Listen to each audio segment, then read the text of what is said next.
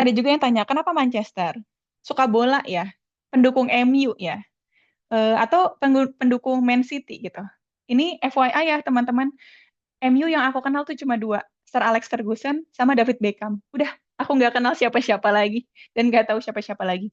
Sekalinya ke Old Trafford, cuma nganterin teman-teman turis dari London yang lagi main ke Manchester gitu. Jadi datang ke Manchester ya bukan karena aku suka bola, ya mohon maaf.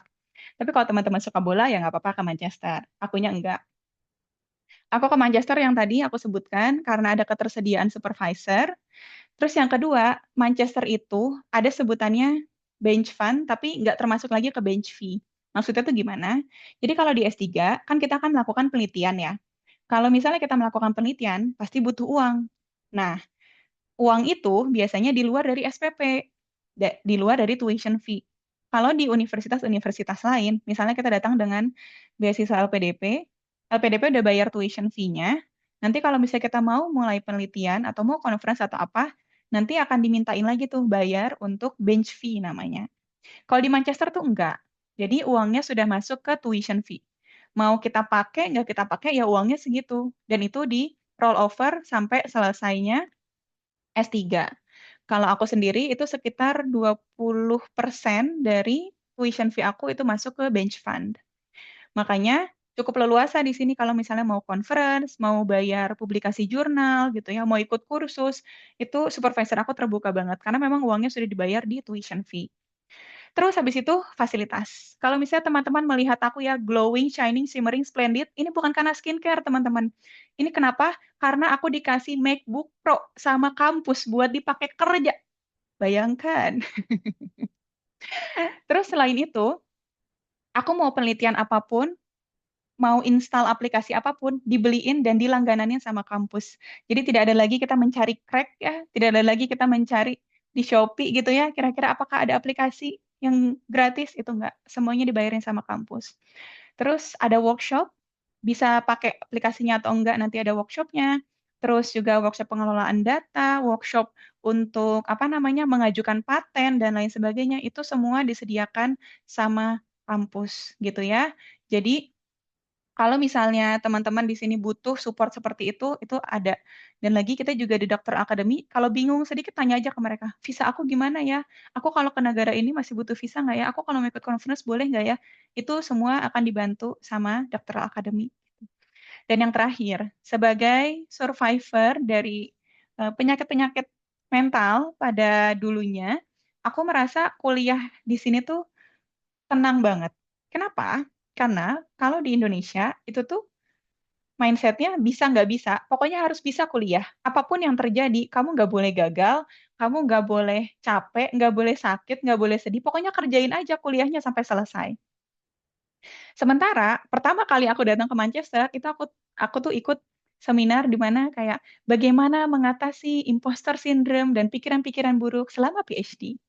Terus ketemu sama konselornya, terus dia bilang, kamu kalau misalnya nanti merasa overwhelmed sama beban kerja kamu, kalau kamu sakit atau kamu butuh tambahan waktu untuk deadline, nanti datang ke kita ya, kita bikinin surat ke supervisor supaya kamu bisa di-extend deadline-nya gitu. Terus ada konseling gratis, ada pendampingan, bahkan ada event-event di mana kita cuma datang, minum teh, makan kue, dan kita menggambar. Orang-orang tua seumuran aku, kita menggambar rayon gitu, kayak sebagai suatu terapi supaya kita tidak terlalu stres menghadapi hidup ini. Jadi aku tenang banget di sini, alhamdulillah.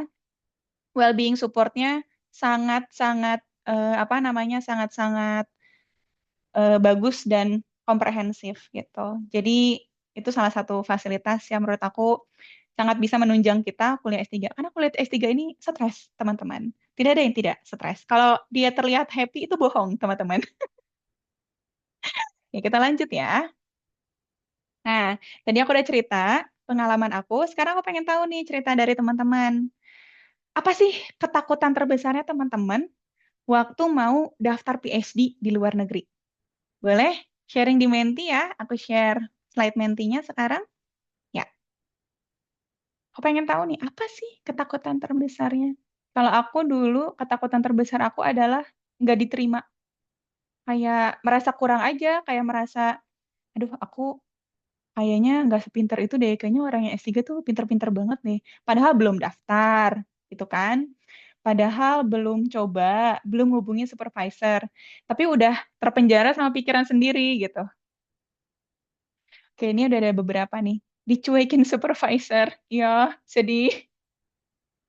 Harus publikasi. Nah, itu juga. Apalagi publikasi harus pakai bahasa Inggris. Ya kan? Bahasa Inggrisnya juga harusnya akademik. Harus mencari jurnal.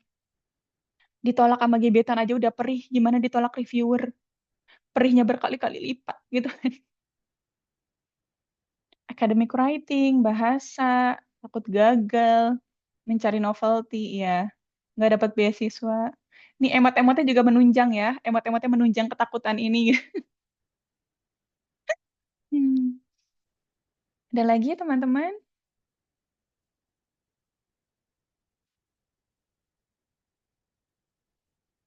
Ya, ini di kode mentinya 67673331 ya teman-teman. Meninggalkan zona nyaman. Aku tidak bisa bertahan. Ya.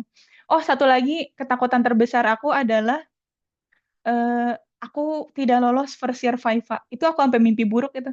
Dan itu sebelum datang ke sini ya. Jadi kayak waktu lagi mau apply, aku awalnya sempat menghindari Inggris karena aku takut first year Viva-nya gagal. Karena aku mikirnya, kalau aku dapat gelar MPhil nggak lucu banget. S2 aku udah 2. Dapat MPhil, jadi S2-nya 3. Nggak PhD. Aduh, nggak lucu banget. Tapi ternyata belum tahu ya, tapi semoga tidak. Oke, ini ada beberapa ketakutan ya. Gagal di tengah jalan, tidak bisa bertahan gitu, tidak bisa buat riset plan, harus adaptasi dengan suasana baru, tidak pede dengan kondisi IELTS, dengan kemampuan diri, dan lain sebagainya. Oke, nah di section berikutnya, sorry, oke kita ini dulu ya, annotate-nya aku matikan dulu ya, sorry. Bagaimana cara mematikan annotation? Tidak paham juga, tapi tidak apa-apa. Namanya juga hidup ya, tidak boleh tahu semua nanti sombong. Maaf ya teman-teman kalau melihat coretan-coretan, aku tidak paham. Tuh orang yang nggak paham teknologi kayak aku aja bisa PhD. Jadi teman-teman pasti juga bisa ya, tidak perlu takut, tidak perlu khawatir. Kita cobain, ada cobaan itu ya. Oke, di section selanjutnya aku mau coba bahas ya teman-teman. Kira-kira, oh oke, bisa nggak annotationnya aku hapus? Ya, bisa ya.